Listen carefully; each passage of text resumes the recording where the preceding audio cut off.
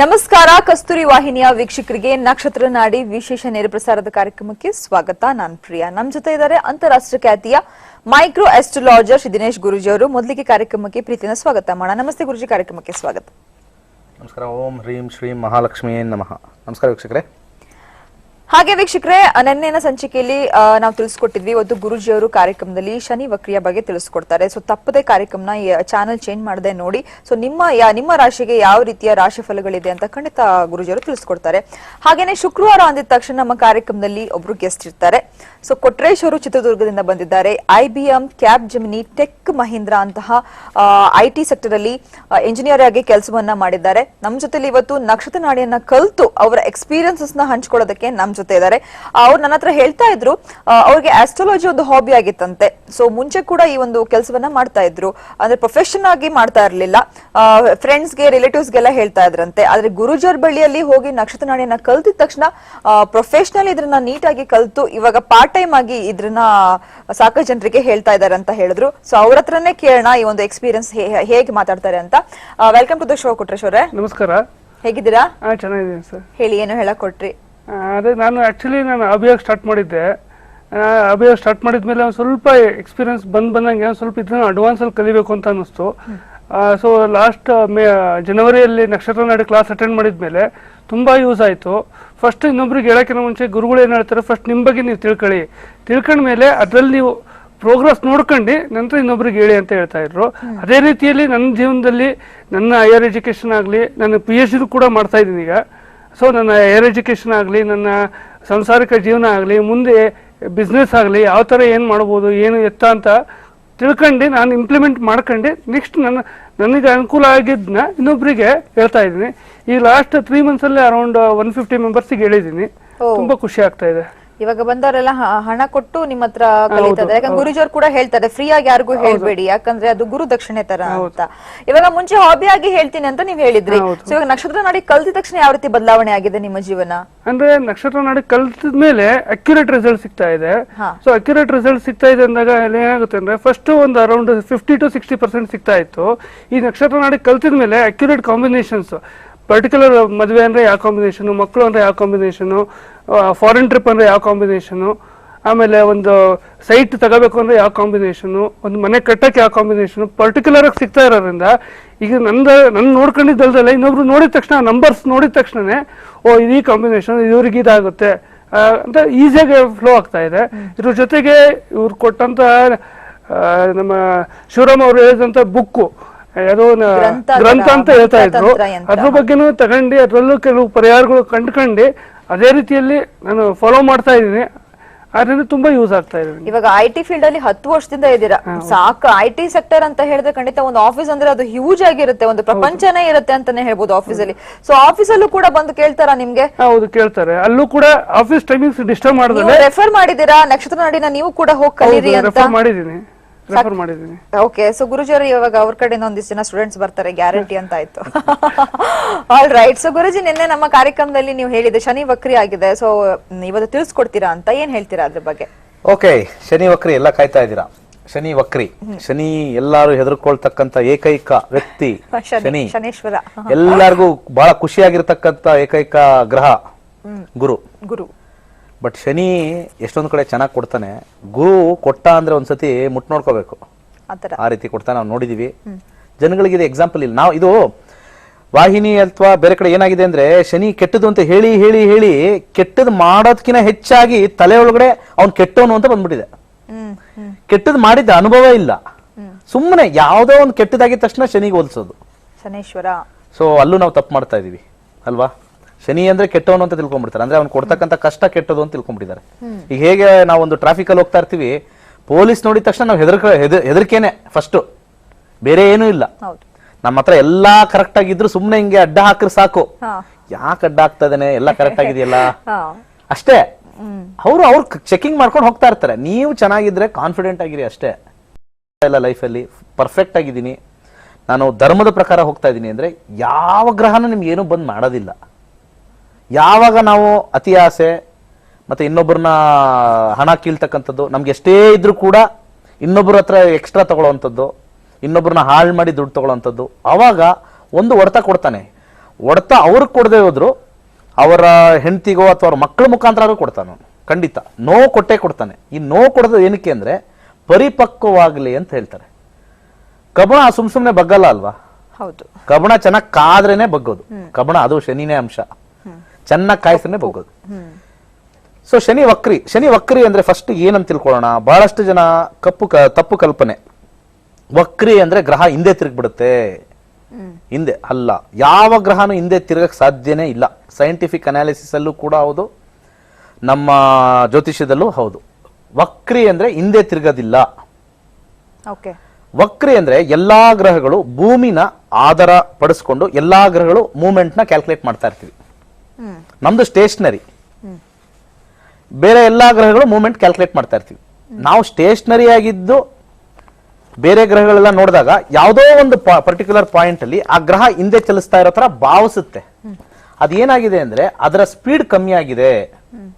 ನಮ್ಮದೊಂದು ಸ್ಪೀಡ್ ಅಲ್ಲಿ ಇರ್ತೀವಿ, ಅದೊಂದು ಸ್ಪೀಡ್ ಅಲ್ಲಿ ಇರ್ತೀವಿ. ಎರಡು ಟ್ರೈನ್ ಪ್ಯಾರಲಲ್ಲಿ ಹೋಗ್ತಾ ಇರುತ್ತೆ, ಒಂದೇ ಸ್ಪೀಡ್ ಅಲ್ಲಿ ಹೋಗ್ತಾ ಇದೆ. ಎಕ್ಸಾಂಪಲ್, ಬಲಗಡೆ ಇರತಕ್ಕಂತ ಟ್ರೈನ್ ಸ್ಪೀಡ್ ಕಮ್ಮಿ ಮಾಡಿದ್ರೆ ಈ ಕಡೆ ಇರತಕ್ಕಂತ ಟ್ರೈನ್ಗೆ ಏನ್ ಭಾಸವಾಗುತ್ತೆ ಅಂದ್ರೆ ಅದೇನೋ ಟ್ರೈನ್ ಏನೋ ಸ್ವಲ್ಪ ಹಿಂದೆ ಹೋಗ್ತಾ ಇದ್ದಂಗಿದೆ, ಇದೇ ರೆಟ್ರೋಗ್ರೇಡ್ ಅಷ್ಟೇ, ಇನ್ನೇನಿಲ್ಲ. ಯಾಕಂದ್ರೆ ಶನಿ ಗ್ರಹ 1 ಡಿಗ್ರಿ ಮೂವ್ ಮಾಡಕ್ಕೆ 1 ತಿಂಗಳು ಬೇಕು. ಒಂದು ರಾಶಿನ ಫುಲ್ ಕಂಪ್ಲೀಟ್ ಮಾಡಬೇಕು ಅಂತಂದ್ರೆ ಒಟ್ಟು ಅವ್ರಿಗೆ 2.5 ವರ್ಷ ಬೇಕು. ಸರಿ, ಕರೆಕ್ಟ್ ಅಲ್ವಾ? ಸೊ 2.5 ವರ್ಷ ಬೇಕು. ಸೊ ಈ ಲೆಕ್ಕಾಚಾರದಲ್ಲಿ ತಗೊಂಡಾಗ ಅದು ಸ್ಲೋ ಮೂವ್ಮೆಂಟ್. ಆ ಸ್ಲೋ ಇನ್ನೂ ಡೆಡ್ ಸ್ಲೋ ಆಗ್ಬಿಡುತ್ತೆ. ನಮ್ಮ ಸ್ಪೀಡ್ ಸ್ವಲ್ಪ ಅತಿಚಾರ ಆಗ್ಬೋದು, ನಮ್ಮ ಭೂಮಿ. ಇದನ್ನೆಲ್ಲ ಸೈಂಟಿಫಿಕ್ ಆಗಿ ಕ್ಯಾಲ್ಕುಲೇಟ್ ಮಾಡಿದಾಗ ಶನಿ ಸ್ವಲ್ಪ ಸ್ಲೋ ಆದಾಗ ಅದು ವಕ್ರಿ ಆಗುತ್ತೆ. ನಾವು ನೋಡ್ತಕ್ಕಂಥ ಭಾಸ ಅಂದ್ರೆ this is known as illusion. Illusion ಅಲ್ಲಿ ಏನಾಗುತ್ತೆ, ಸ್ಯಾಟರ್ನ್ ಬಿಕಮ್ಸ್ ರೆಟ್ರೋಗ್ರೇಡ್ ಅಂತ ಹೇಳ್ತೀವಿ, but it is actually slow down is ಇದು ಅಂತ. ಜ್ಯೋತಿಷ್ಯ ರೀತಿ ತಗೊಂಡಾಗ ವಕ್ರಿ ಅಂತಂದ್ರೆ ಹಿಂದಿನ ಮನೆ ನೋಡ್ತಾ ಇದೆ, ಹಿಂದಿನ ಗ್ರಹ ಮನೆಯ ಪ್ರಭಾವ ಬೀರುತ್ತೆ ಅಂತ ಹೇಳ್ತಾರೆ. ವರ್ಷದಲ್ಲಿ ಶನಿ ಗ್ರಹ 140 ದಿವಸ ರೆಟ್ರೋಗ್ರೇಡ್ ಆಗಿರುತ್ತೆ. ಇದು ಕ್ಯಾಲ್ಕುಲೇಷನ್, ಇದು ಇಟ್ಸ್ ಪ್ಯೂರ್ ಕ್ಯಾಲ್ಕುಲೇಷನ್. ನಾವು ಸೈಂಟಿಫಿಕ್ ವೇ ಅಲ್ಲಿ ಆ ಗ್ರಹದ ಒಂದು ಚಲನೆ ನೋಡ್ತೀವಿ. What is the power of that planet to move forward. So monthly 1 complete ಮಾಡುತ್ತೆ, 1 ಡಿಗ್ರಿ ಕಂಪ್ಲೀಟ್ ಮಾಡುತ್ತೆ. ಕೆಲವೊಂದು ಡಿಗ್ರಿನ ಫಾಸ್ಟ್ ಆಗಿ ಕಂಪ್ಲೀಟ್ ಮಾಡುತ್ತೆ, ಕೆಲವೊಂದು ಡಿಗ್ರಿನ ಸ್ಲೋ ಆಗಿ ಕಂಪ್ಲೀಟ್ ಮಾಡುತ್ತೆ. ಈ ವೇರಿಯನ್ಸ್ ಇದೆಯಲ್ಲ, ಈ ವೇರಿಯನ್ಸ್ ಅಲ್ಲಿ ಎಲ್ಲೋ ಒಂದು ಪಾಯಿಂಟ್ ಅಲ್ಲಿ ಸ್ಲೋ ಆಗುತ್ತೆ. ಒಟ್ಟು ಅದು ಒಂದು ರಾಶಿನ ಕಂಪ್ಲೀಟ್ ಮಾಡಕ್ಕೆ ಕರೆಕ್ಟ್ ಆಗುತ್ತೆ 2.5 ವರ್ಷ ಹೆಚ್ಚು ಕಮ್ಮಿ ತಗೊಳುತ್ತೆ. ಯಾವುದೋ ಒಂದು ಕೆಲವೊಂದು ಡಿಗ್ರಿಗಳಲ್ಲಿ ಸ್ಲೋ ಆದಾಗ ಅದೇನಾಗುತ್ತೆ, ಅದನ್ನ ನಾವು ಸ್ಲೋ ಆಗಿದೆ ಅಂತ ಹೇಳಿ ಅದು ವಕ್ರಿ ಅಂತ ತಗೊಳ್ತೀವಿ. ಕ್ಯಾಲ್ಕುಲೇಷನ್ ಪರ್ಪಸ್ ಅಷ್ಟೇ. ಯಾರ್ಯಾರು ಈ ವಾಹಿನಿ ಕೇಳ್ತಾ ಇದ್ರು ವಕ್ರಿ ಅಂದ್ರೆ ಯಾವ ಗ್ರಹನು ಹಿಂದೆ ತಿರುಗಿಬಿಟ್ಟಿದೆ, ಆ ಮನೆಗೆ ಹೋಗ್ಬಿಟ್ಟಿದೆ, ನೋ ಇಲ್ಲ, ಅದರ ಪಥದಲ್ಲೇ ಇದೆ, ಸ್ಲೋ ಆಗಿದೆ.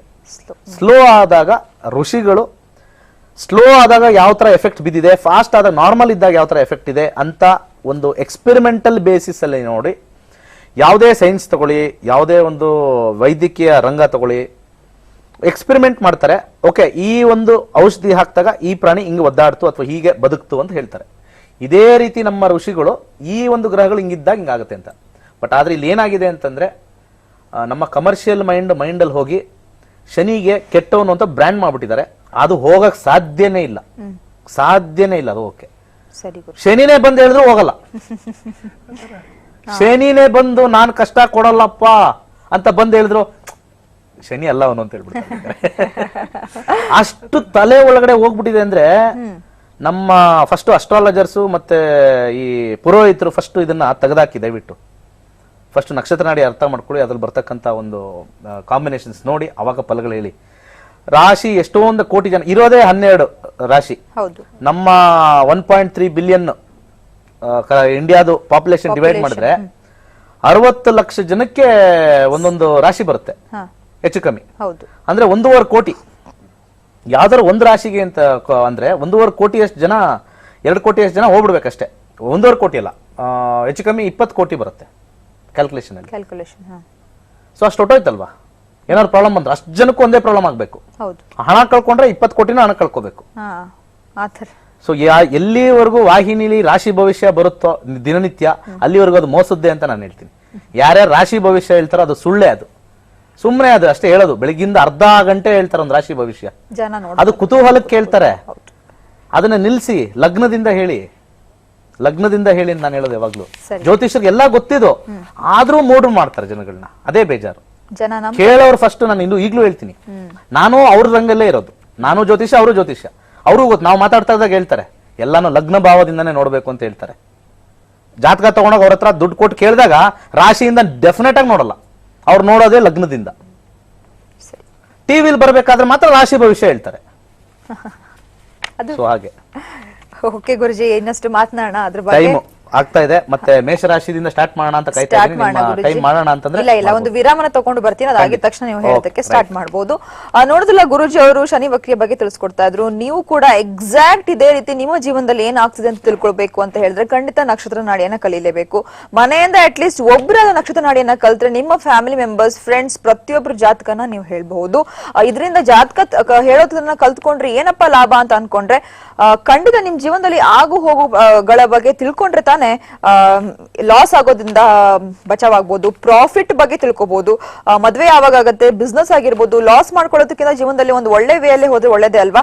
ಹಾಗಿದ್ರೆ ಏಪ್ರಿಲ್ 9ನೇ ತಾರೀಕಿಗೆ ರಿಫ್ರೆಶರ್ ಕ್ಲಾಸಸ್ ತಗೊಳ್ತಿದ್ದಾರೆ ಗುರುಜಿ ಅವರು. ಇದೇ ಸ್ಯಾಟರ್ಡೆ ಅಂದ್ರೆ ನಾಳೆ.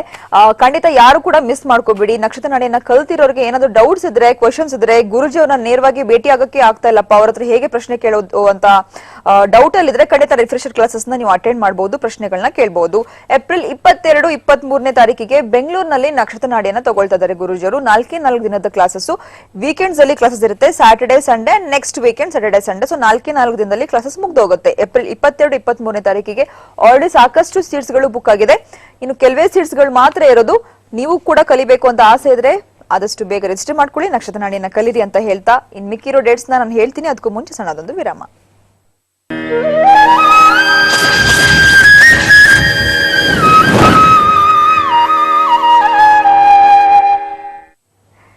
ವಿರಾಮ ನಂತರ ಮತ್ತೊಮ್ಮೆ ನಕ್ಷತ್ರ ನಾಡಿ ಕಾರ್ಯಕ್ರಮಕ್ಕೆ ಸ್ವಾಗತ ಅಂತ ಹೇಳ್ತಾ ಏಪ್ರಿಲ್ 9ನೇ ತಾರೀಕಿಗೆ ರಿಫ್ರೆಶರ್ ಕ್ಲಾಸಸ್ ಇದೆ. ಅಂದ್ರೆ ಸಂಡೇ, ನಾನು ಸ್ಯಾಟರ್ಡೆ ಅಂತ ಹೇಳ್ದೆ, ಖಂಡಿತ ನಾಳೆ ಅಲ್ಲ, ಸಂಡೇ ಈ ಕ್ಲಾಸಸ್ ನ ತಗೊಳ್ತಿದ್ದಾರೆ ಗುರುಜಿ.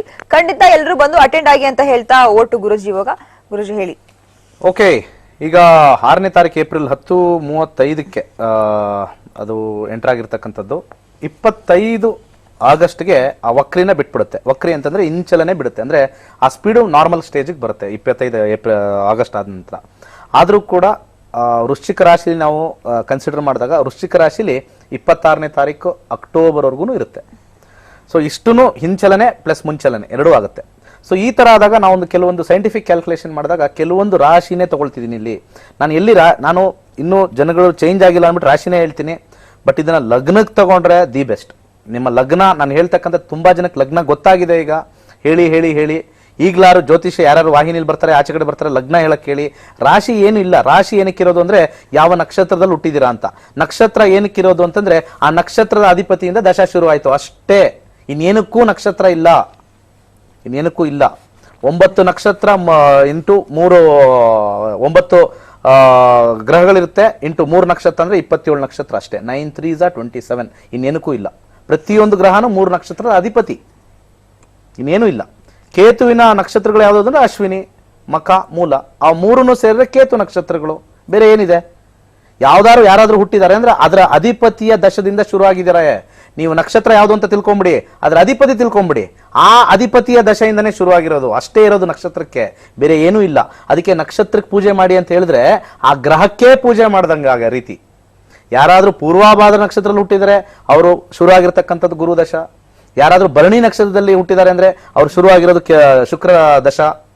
ಯಾರಾದ್ರೂ ಉತ್ತರ ಭಾದ್ರದಲ್ಲಿ ಹುಟ್ಟಿದ್ದಾರೆ ಅಂತಂದ್ರೆ ಶನಿ ದಶೆಯಿಂದ ಶುರು ಆಯ್ತು. ಯಾವ್ದಾದ್ರು ಒಂದು ನಕ್ಷತ್ರ ಹೇಳಿದ ತಕ್ಷಣ ಅವ್ರು ಯಾವ ದಶೆ ಶುರು ಆಯ್ತು ಅಂತ ಹೇಳ್ಬೋದು.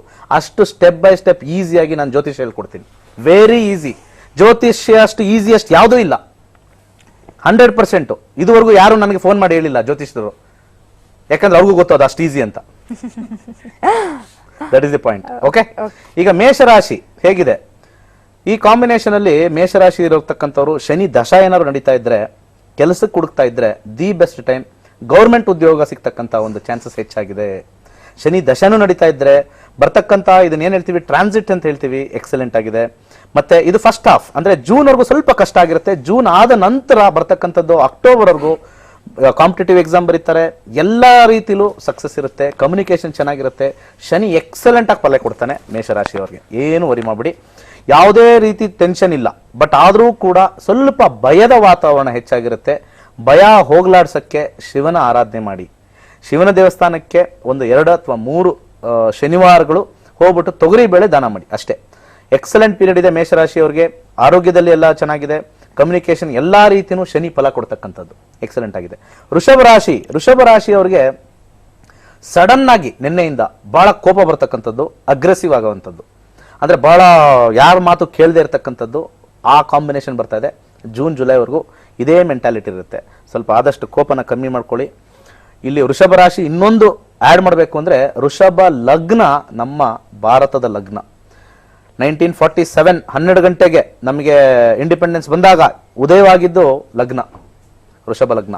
ಸೊ ಈ ಕಾಂಬಿನೇಷನ್ ನೋಡಿದಾಗ ಶನಿಯಿಂದ ನಮಗೆ war like situation November October ಒಳಗೆ ಆಗುತ್ತೆ. ಪಾಕಿಸ್ತಾನದಲ್ಲಿ ಮಾಡ್ತೀವಿ, ಯಾರ ಮೇಲೆ ಮಾಡ್ತೀವೋ ಗೊತ್ತಿಲ್ಲ, ಒಟ್ನಲ್ಲಿ ವಾರ್ ಲೈಕ್ ಸಿಚುಯೇಷನ್. ನಾವು ಅಮೆರಿಕದವ್ರ ಮೇಲೂ ಗಲಾಟೆ ಮಾಡ್ಬೋದು. ಈಗೇನೋ H1 ವೀಸಾ ಟ್ರಂಪ್ ಎಲ್ಲ ಮಾಡ್ತಾ ಇದ್ದಾನೆ, ಏನೇನೋ ಕಿತಾಪತಿ ತೆಗಿತಾ ಇದ್ದಾರೆ.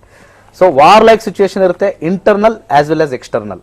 ಸೊ ಇದು ಮುಂಡೇನ್ ಅಸ್ಟ್ರಾಲಜಿಲಿ ಬರುತ್ತೆ. ಒಂದು ದಿವಸ ನಾನು ಮುಂಡೇನ್ ಅಸ್ಟ್ರಾಲಜಿ ಬಗ್ಗೆನೇ ಹೇಳ್ತೀನಿ ಇನ್ ಡೀಟೇಲ್. ಸೊ ಅದ್ರ ಬಗ್ಗೆ ನೋಡೋಣ. ಬಟ್ ಸಾಮಾನ್ಯ ಜನಕ್ಕೆ ವೃಷಭ ಲಗ್ನ ತಗೊಳ್ಳಿ, ರಾಶಿಗೆ ಹೇಳ್ತೀನಿ. ರಾಶಿ ಗೊತ್ತಿರೋರು ಫಸ್ಟ್ ಪ್ರೈಮರಿ ತಗೊಳ್ಳಿ, ನಂಗೆ ಲಗ್ನನೇ ಗೊತ್ತಿಲ್ಲ ಅಂದ್ರೆ ಇದನ್ನೇ ತಗೊಳ್ಳಿ. ಇದಾದ ನಂತರ ಬರ್ತಕ್ಕಂಥ ಜೂನ್ ಆದ ನಂತರ ಸ್ವಲ್ಪ ಮಟ್ಟಿಗೆ ಕಮ್ಮಿ ಆಗ್ತಕ್ಕಂಥದ್ದು, ಹೆಚ್ಚಿಗೆ ಒಂದು ಅಗ್ರೆಸಿವ್ನೆಸ್ ಕಮ್ಮಿ ಆಗುತ್ತೆ. ಬಟ್ ಆದರೆ ಬಹಳಷ್ಟು ಕಡೆ ನಿಂದನೆಗೆ ಒಳಗಾಗ್ತೀರಾ. ವೃಷಭ ರಾಶಿ ಸ್ವಲ್ಪ ಕಂಟ್ರೋಲ್ ಇರೋದು ಒಳ್ಳೇದು, ಅಂದ್ರೆ ಮೌತ್ ಶಟ್ ಇರೋದು ಒಳ್ಳೇದು.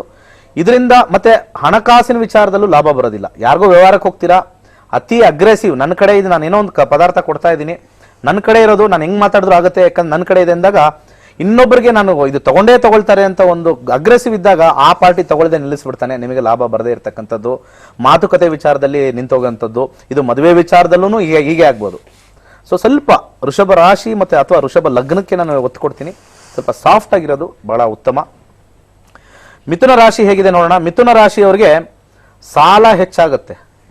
ನಿನ್ನೆಯಿಂದ ಹಿಡಿದು ಮುಂದೆ ನೆಕ್ಸ್ಟ್ ಹೋಗೋರಿಗೆ ಸಾಲ ಅಧಿಕ ಇನ್ಕ್ರೀಸ್ ಆಗುತ್ತೆ. ಮತ್ತೆ ಬಹಳಷ್ಟು ಕಡೆ ಒಂದು ತೂತ್ನ ಮುಚ್ಚಕ್ಕೆ ಇನ್ನೊಂದು ತೂತ್ ಓಪನ್ ಮಾಡ್ತೀರಾ, ಆ ತೂತ್ನ ಮುಚ್ಚಕ್ಕೆ ಇನ್ನೊಂದು ತೂತ್ ಓಪನ್ ಮಾಡ್ತೀರಾ. ಸೊ ಎಲ್ಲಾ ತೂತ್ಗಳೇ ಅಷ್ಟೇ ಮಿಥುನ. ಮತ್ತೆ ಅನಾರೋಗ್ಯನೂ ಕೊಡುತ್ತೆ, ಸ್ವಲ್ಪ ಕೇರ್ಫುಲ್ ಆಗಿರಿ.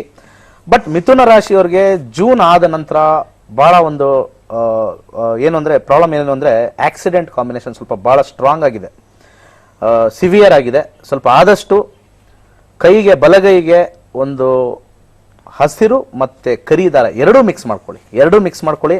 ಆಕ್ಸಿಡೆಂಟ್ ಕಾಂಬಿನೇಷನ್ ಇದೆ. ಯಾಕಂದ್ರೆ ಏನಾದ್ರೂ ಶನಿ ದಶೆ ಅಥವಾ ಶನಿ ಭುಕ್ತಿ ಏನಾದ್ರು ಇತ್ತು ಅಂತಂದ್ರೆ ಮಿಥುನ ರಾಶಿಯವರಿಗೆ ಸ್ವಲ್ಪ ಪ್ರಾಬ್ಲಮ್ ಇರ್ತಕ್ಕಂಥ ಒಂದು ಟೈಮು. ಆ ಕಾಂಬಿನೇಷನ್ ತುಂಬಾ ನೆಗೆಟಿವ್ ಆಗಿದೆ.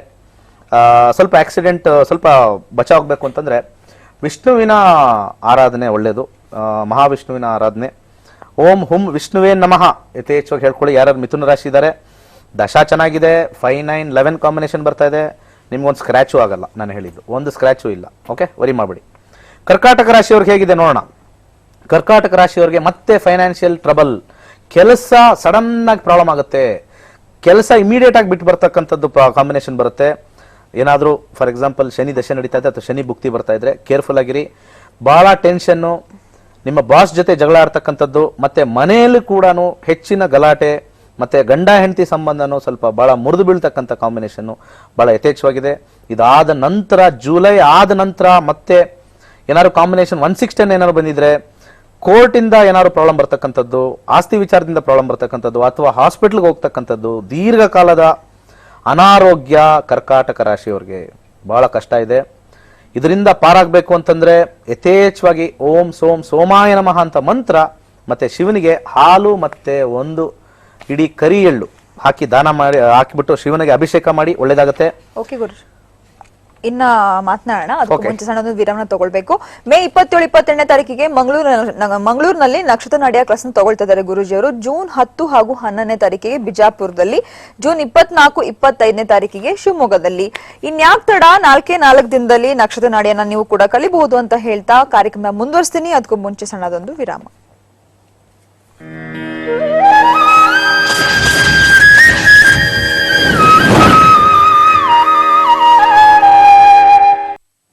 ವಿರಾಮದ ನಂತರ ಮತ್ತೊಮ್ಮೆ ಕಾರ್ಯಕ್ರಮಕ್ಕೆ ಸ್ವಾಗತ ಅಂತ ಹೇಳ್ತಾ ಕಾರ್ಯಕ್ರಮ ಮುಂದುವರ್ಸೋಣ. ಹಾಗೇನೆ ಕೊಟ್ರೇಶ್ ಅವರೇ, ನಕ್ಷತ್ರ ನಾಡಿಯನ್ನ ಪ್ರತಿಯೊಂದು ಮನೇಲೂ ಕೂಡ ಒಬ್ರು ಬಂದು ಕಲಿಬೇಕು ಅಂತ ನಾನು ಹೇಳ್ತೀನಿ. ಯಾಕಂದ್ರೆ ಎಲ್ಲಾ ವಿಭಾಗದಿಂದನೂ ಕೂಡ ಬಂದು ಜನ ಕಲಿತಾ ಇದಾರೆ. IT ಸೆಕ್ಟರ್ ಆಗಿರ್ಬೋದು, ಬಿಸ್ನೆಸ್ ಮಾಡ್ತಿರೋರು ಆಗಿರ್ಬೋದು, ಎಜುಕೇಟೆಡ್ ಅನ್ಎಜುಕೇಟೆಡ್ ಯಾರಾದ್ರೂ ಪರವಾಗಿಲ್ಲ. ಇದ್ರ ಬಗ್ಗೆ ನೀವೇನ್ ಹೇಳ್ತೀರಾ? ನಕ್ಷತ್ರ ನಾಡಿಯ ಬಗ್ಗೆ ನೀವೇನ್ ಹೇಳ್ತೀರಾ? ಯಾಕೆ ಕಲಿಬೇಕು ಅಂತ ಹೇಳ್ತೀರಾ? ನಿಮ್ಮ ಅಭಿಪ್ರಾಯನ ಹಂಚ್ಕೊಳ್ಳಿ. ಸೊ ಏನ್ ಹೇಳಕ್ ಇಷ್ಟಪಡ್ತೀನಿ ಅಂದ್ರೆ, ಮನೆಯಲ್ಲಿ ಒಬ್ರು ಯಾರು ಕಲ್ತ್ರೆ ಇಡೀ ಫ್ಯಾಮಿಲಿ ಮೆಂಬರ್ಸ್ಗೆ ಎಲ್ಲರೂ ತಿಳ್ಕೊಬಹುದು.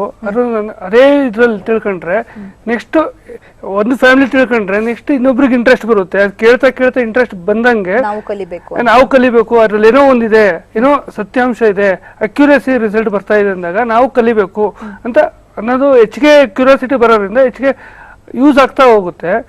ಮತ್ತೆ ಒಂದು ಇದರಲ್ಲಿ ಹೇಳಲೇಬೇಕಾದ ವಿಷಯ ಅಂದ್ರೆ, ಒಂದು ಇವ್ರದ್ದು ಕೈಲಾಶ್ ಯಂತ್ರ ಸ್ಥಾಪನೆ ಮಾಡ್ಕೊಂಡೆ ಅದರಲ್ಲಿ ಸಿಕ್ಕಾಬಟ್ಟೆ ಬೆನಿಫಿಟ್ ಸಿಕ್ತು. ಯಾವ ಥರ ಹೇಳ್ಬೇಕು ಅಂದರೆ, ನಾನು ಸರ್ಟನ್ ಲಾಸ್ಟ್ ಒಂದು 3 to 4 months ಬ್ಯಾಕ್ ಜಾಬ್ ಇಲ್ದಲೇ ಅವ್ರು ಹೇಳ್ದಂಗೆ 5-9 ಕಾಂಬಿನೇಷನ್ ಬಂದರೆ ಜಾಬ್ ಇದಾಗುತ್ತೆ ಅಂತ ಎಲ್ಲ ಹೇಳ್ತಾ ಇದ್ರು. ಅದೇ ರೀತಿಯಲ್ಲೂ ನಂದು ಇತ್ತು. ಬಟ್ ಕೈಲಾಶ್ ಯಂತ್ರ ಸ್ಥಾಪನೆ ಮಾಡಿ ಆ ಮಂತ್ರನ ಬೆಳಗ್ಗೆ ಮತ್ತು ಸಂಜೆ 108 ಸತಿ ಹೇಳ್ತಾ ಬಂದಾಗ ಆ ಕೆಲಸ ಸಿಗೋದು ಯಾವ ಥರ ಸಿಕ್ತು ನನಗೆ ಮಿರಾಕಲ್ ಅನಿಸ್ತಾ ಇದೆ. ಆನಂತರ ನೆಕ್ಸ್ಟು ಬುಕ್ ಅಂತ ಬಂದರೆ, ಅದು ಜಸ್ಟ್ ಬುಕ್ ಅಲ್ಲ, ಅದು ಒಂದು ಗ್ರಂಥ. ಸ್ಟಾರ್ಟಿಂಗ್ ಹೇಳ್ತಾ ಇದ್ರು 2.5 kg ಇದೆ ಅಂತ. ನಾವು ಪುಸ್ತಕ ನೋಡಿದಾಗ ಅದರಲ್ಲಿ ಫಸ್ಟ್ ಏನೋ ಒಂದು ಬುಕ್ ಅಂತ ನೋಡಿದ್ವಿ, ಬಟ್ ತೆಗಿತಾ ಓದ್ತಾ ಹೋದಂಗೆಲ್ಲ ನೆಕ್ಸ್ಟ್ ಇನ್ನೇನಿದೆ ಈಗ ಆಲ್ಮೋಸ್ಟ್ ಎಲ್ಲ ಕವರ್ ಮಾಡಿದ್ದಾರೆ, ಇನ್ನೇನಾದ್ರು ಬಿಟ್ಟಿದಾರ ಅಥವಾ ನಮಗೇನಾದ್ರು ಗೊತ್ತಿಲ್ಲದೆ ಏನಾರು ಸಿಗುತ್ತಾ ಅದ್ರಲ್ಲಿ? ಆ ತರದಲ್ಲಿ ಬರೀ ಅನ್ವೇಷಣೆ ನಡೀತಾ ಇದೆ ಹೊರತಾಗೂ ಇನ್ನು ಪುಸ್ತಕ ಫುಲ್ ಮುಗ್ಸಕ್ಕಿನ್ನೂ ನನ್ನ ಕೈಲಿ ಆಗ್ತಾ ಇಲ್ಲ. ಹೌದು, ಸತ್ಯ. ಬಂದವ್ರಿಗೆಲ್ಲ ಮಂತ್ರಗಳನ್ನ ಹೇಳಿದೀರಾ? ಅವ್ರು ನಿಮ್ಮ ಹತ್ರ ಬಂದು ಏನು ಪಾಸಿಟಿವ್ ಫೀಡ್ಬ್ಯಾಕ್ ಕೊಟ್ಟಿದ್ದಾರೆ? ಮಂತ್ರ ಪಠನೆ ಮಾಡಿ ನಮ್ಮ ಜೀವನದಲ್ಲಿ ಬದಲಾವಣೆ ಆಗಿದೆ ಅಂತ ಹೇಳಿದಾರಾ ಅಥವಾ ಏನ್ ಹೇಳಿದ್ದಾರೆ? ಈಗ ರೀಸೆಂಟ್ ಆಗಿ ಒಬ್ರದ್ದು ಅಸ್ಟ್ರಾಲಜಿ ಇದು ನೋಡಿದೆ, ಜಾತಕ ನೋಡಿದೆ. ಅವ್ರದಲ್ಲಿ ಏನಾಗಿದೆ ಅಂದ್ರೆ 6-10 ಕಾಂಬಿನೇಷನ್ ಬರ್ತಾ ಇತ್ತು. ಸೊ ಸಣ್ಣ ಪುಟ್ಟ ಮನೆಯಲ್ಲಿ ಕಿರಿಕಿರಿ ನಡೀತಾ ಇತ್ತು. ಅದರಲ್ಲಿ ಒಂದು ಕೆಲವು ಮಂತ್ರಗಳು ಪುಸ್ತಕದಲ್ಲಿ ನೋಡ್ಬಿಟ್ಟು ನಾನು ಕೊಟ್ಟೆ. ಅದಾದ್ಮೇಲೆ ಎಷ್ಟೋ ಆಲ್ಮೋಸ್ಟ್ ಅರೌಂಡ್ 60 to 70% ಅವ್ರು ರಿಕವರ್ ಆಗಿದೆ. ಅವರೇ ಮತ್ತೆ ರೀಸೆಂಟ್ ಆಗಿ ನಂಗೆ 2 days ಬ್ಯಾಕ್ ಫೋನ್ ಮಾಡಿಬಿಟ್ಟು ನನಗೆ ಅದು ಚೆನ್ನಾಗಾಗ್ತಾ ಇದೆ, ಇನ್ನು ಮುಂದೆ ಇದೇ ಥರದಲ್ಲಿ ನಿಮ್ಮ ಸಂಪರ್ಕದಲ್ಲಿ ಇರ್ತೀನಿ, ನಂದು ಏನೇ ಕೆಲಸ ಮಾಡಿದ್ರು ಕೂಡ ನಿಮ್ಮ ಗೈಡೆನ್ಸ್ ಮೂಲಕನೇ ಹೋಗ್ತೀನಿ ಅಂತ ಅಂದರು. ನನಗೆ ಇಷ್ಟೆಲ್ಲ ಒಂದು ಸಿಗ್ತಾ ಇದೆ ಅಂದ್ರೆ ಅದಕ್ಕೆ ಕಾರಣ ನಮ್ಮ ಗುರೂಜಿ ಅವರೇ. ನಮಸ್ಕಾರ ಸರ್, ತುಂಬಾ ಖುಷಿ ಆಗ್ತಾ ಇದೆ. ಸೊ ಗುರೂಜಿಯಿಂದಾನೇ ಇದೆಲ್ಲ ಅಂತ ಹೇಳ್ತಿದ್ದೀರಾ? ನಾನು ಮುಂಚೆ ಮಾಡ್ತಾ ಇದ್ದೆ, ಬಟ್ ಏನಂದ್ರೆ ಈಗ ಇದ್ರಲ್ಲಿ ಜಾಸ್ತಿ ಆಗ್ತಾ ಇದೆ. ಓಕೆ. ಸೊ ಕೊನೆಯದಾಗಿ ನೀವ್ ಹೇಳ್ತಾ ಇರೋದು ಪ್ರತಿಯೊಬ್ರು ಕೂಡ ಕಲಿಬೇಕು, ಸೊ ಮಂತ್ರ ಪಠನೆ ಮಾಡ್ಬೇಕು, ಪುಸ್ತಕದ ಬಗ್ಗೆ ಕೂಡ ಹೇಳಿದ್ರಿ. ತುಂಬಾನೇ ಚೆನ್ನಾಗಿ ಮಾತನಾಡಿದಿರಾ ಕೊಟ್ರೇಶ್ ಅವರೇ. ಸೊ ನೀವು ಕೂಡ ಆಸ್ಟ್ರಾಲಜಿನ ಕಲ್ತು ಹಾಬಿ ಆಗಿ ತಗೊಂಡಿದ್ದೀವಿ, ಇವಾಗ ಪಾರ್ಟ್ ಟೈಮ್ ಆಗಿ ತಗೊಂಡಿದ್ದೀರಾ. ಸೊ ಇನ್ನಷ್ಟು ಎಕ್ಸ್ಪರ್ಟ್ ಆಗಿ ಸಾಕಷ್ಟು ಜನರಿಗೆ ವಿದ್ಯೆನ ನೀವು ಕೂಡ ಯಾಕಂದ್ರೆ ಜಾತಕವನ್ನ ನೋಡಿ ಅವ್ರಿಗೂ ಕೂಡ ಒಳ್ಳೆತನವನ್ನ ಹಂಚಿ ಅಂತ ನಾನು ಕೂಡ ಹೇಳ್ತೀನಿ. ಧನ್ಯವಾದ ನಮ್ಮ ಕಾರ್ಯಕ್ರಮಕ್ಕೆ ಬಂದಿದ್ದಕ್ಕೆ.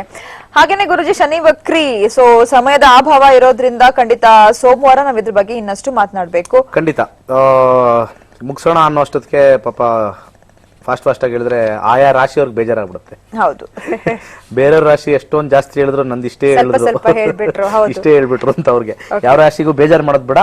ಯಾಕಂದ್ರೆ ಈ ಶನಿ ವಕ್ರಿ ಅಂತಕ್ಕಂಥದ್ದು ಒಟ್ಟು 7 ರಿಂದ 8 ತಿಂಗಳು, ಹೆಚ್ಚು ಕಮ್ಮಿ 8 ತಿಂಗಳು ಇರತಕ್ಕಂಥದ್ದು. ವರಿ ಮಾಡಬೇಡಿ. ಮತ್ತೆ ಮಂಡೆ ಸಿಂಹ ರಾಶಿಯಿಂದ ಹಿಡಿದು ಮೀನ ರಾಶಿವರೆಗೂ ಕಂಪ್ಲೀಟ್ ಮಾಡ್ತೀನಿ. ಮತ್ತೆ ಏನೇನು ಯಾರ್ಯಾರಿಗೆ ಏನಾದ್ರು ತೊಂದರೆ ಇದ್ರೆ ಅದಕ್ಕೆ ಒಂದು ಪರಿಹಾರ, ಸಿಂಪಲ್ ಪರಿಹಾರ. ಮಿಥುನ ರಾಶಿಯವರಿಗೆ ಸ್ವಲ್ಪ ಕೇರ್ಫುಲ್ ಆಗಿರಿ, ಅದೊಂದೇ ನಾನು ಕಾಂಬಿನೇಷನ್ ಮೇಜರ್ ಆಗಿ ನೋಡ್ತಕ್ಕಂಥದ್ದು. ಸ್ವಲ್ಪ ಕೇರ್ಫುಲ್ ಆಗಿರಿ. ಯಾರು ಮಿಥುನ ಲಗ್ನ ಬಂದ್ರೆ ಇನ್ನು ಸ್ವಲ್ಪ ಜಾಸ್ತಿನೇ ಒತ್ತು ಕೊಡ್ತೀನಿ. ರಾಶಿಗಿನ ಹೆಚ್ಚಾಗಿ ಲಗ್ನಕ್ಕೆ ಹೆಚ್ಚು ನಾನು ಪ್ರಾಶಸ್ತ್ಯ ಕೊಡ್ತಕ್ಕಂಥದ್ದು. ಸೊ ಈ ವಿಚಾರದಲ್ಲಿ ನೋಡಿದಾಗ ಮಿಥುನ ರಾಶಿ ಸ್ವಲ್ಪ ಕೇರ್ಫುಲ್ ಆಗಿರಿ. ಶನಿ ವಕ್ರಿ ಬರ್ತಕ್ಕಂಥದ್ದು ಏನು ಅಂತಂದ್ರೆ, ವಕ್ರಿ ಅಂತ ಇಲ್ಲಿ ತಗೊಂಡಾಗ ನಾನು ಸೈಂಟಿಫಿಕ್ ಆಗಿ ಹೇಳಿದೆ ಯಾವುದೇ ಗ್ರಹ ವಕ್ರಿ ಆಗಲ್ಲ.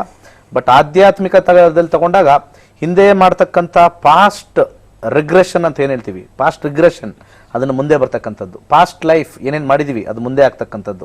ಶನಿ ಯಾವ್ಯಾವ ಗ್ರಹದ ಯಾವ್ಯಾವ ಜಾತಕದಲ್ಲಿ ರೆಟ್ರೋಗ್ರೇಡ್ ಆಗಿದೆ ಅಂತಂದ್ರೆ ಹಿಂದೆ ಇರತಕ್ಕಂಥದ್ದು ನೀವೇನೇನ್ ಮಾಡಿರ್ತಕ್ಕಂಥ ಕರ್ಮಗಳೆಲ್ಲ ಇವಾಗ ತಂದು ಹಾಕುತ್ತೆ.